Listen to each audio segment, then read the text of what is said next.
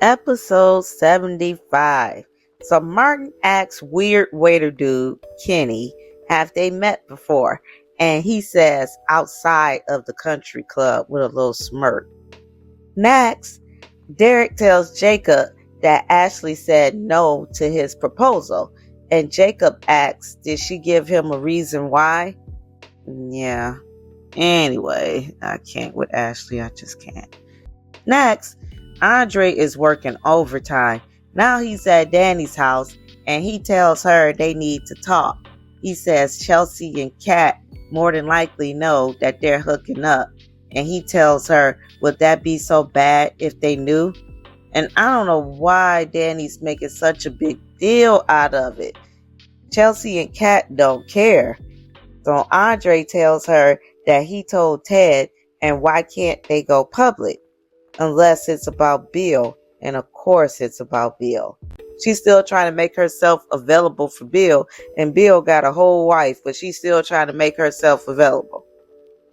And I don't know when she's going to get it. Bill don't care.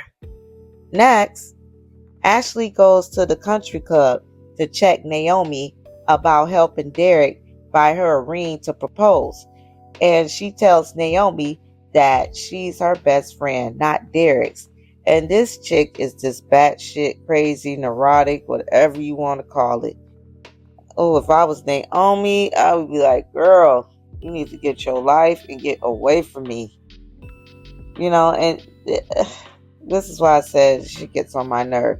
You have married friends. Naomi is married. So, of course, she's going to want the same for her friend. She's going to want her to experience marriage and be in a happy relationship like she is. There's nothing wrong with that. It's just that her neurotic ass, Ashley, don't know what she wants. Next, Martin gives Kenny, the waiter dude, $20 and tells him to repeat the phrase, let me see what color is your money. And he tells him to say it like he's angry. And I guess Kenny's voice wasn't familiar. I'm getting so confused. Next, Vanessa and Joey are getting dressed from getting busy on that poker table. He needs to replace that thing. And Joey says, how about doing it on the bed the next time? Exactly. Unless she's getting off on doing it on the poker table, which I don't know why. And it's just all so trashy to me. But anyway, Dr. McBride walks in and asks what's going on. And I just can't with Dr. McBride. It's got to be a time when this dude is going to wake up and say, enough. All I know is the time's not now. Next, Andre tells Danny she doesn't want to go public because of Bill. She says that she's scared or she's tired of men running over her. And Andre says he sees her and he ain't leaving her for Haley.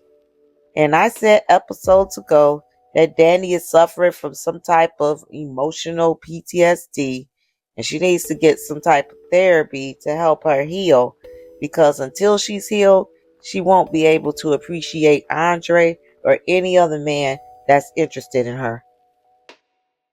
Next, Naomi sees Martin at the country club and she asks him if everything is okay. And she lets him know that he can talk to her. And he lets her know that he knows and that he's okay, but we know he ain't. And Martin is definitely unraveling. Next, Derek tells Jacob Ashley is not being honest on why she's not ready to get married or who is preventing her from being ready. See, even Derek knows that she's full of crap and that something else is going on. Next, Andre convinces Danny to share their happiness with the world. And again, he's telling Danny they should share their happiness with the world, but every chance you get, you all up in Ashley's business or all in front of her face. I'm so confused. So if Danny decides to say, okay, let's do this, Andre. The problem is, what is he going to do about his feelings for Ashley? Chelsea comes in and sees Andre and Danny together, and Andre leaves and Danny tries to explain, and Chelsea don't care. She goes right to telling her mom she thinks she's in love. Next, Martin asks Smitty how did his interview go with Detective Malone, and Smitty says he confronted Detective Malone regarding some rumors of shady dealings he made. And Smitty asks Martin, has he heard anything about those shady dealings? And Martin has a flashback to the night in question, and Detective Malone is in one of the flashbacks. So no wonder Detective Malone was speaking to Smitty about people living in glass houses and that he knew the congressman well. Next, Joey tells Dr. McBride about the deal Vanessa negotiated in getting 18% regarding laundering money through her firm. So Dr. McBride says he needs a moment alone with his wife, and he has to know what's going on. And the way he's looking, he knows. I guess Dr. McBride is finally not giving a damn. He puts Joey in his place about leaving him alone to talk to his wife. So Vanessa checks him saying that Joey is too dangerous to disrespect, and he checks her about making that deal with Joey. Next, Andre comes into Orphe Jeans while Derek and Jacob is there, and they're looking at Andre like he's not. And then Andre's arrogant ass tells Derek he heard about what happened regarding the proposal because Ashley told him. And Derek says Ashley sure tells him a lot. And exactly. And that's why I say Andre kind of walked into, well, no, he walked into that. Because why would you tell this man about what Ashley told you? He's thinking, okay, she rejects my proposal and then she runs to you to tell you about what happened. So what's going on with that? And again, like I said, that's the problem. Next, Martin tells Smitty he's having nightmares more frequently along with hearing things. And Smitty tells him he's not telling him something and he wants to know what it is now.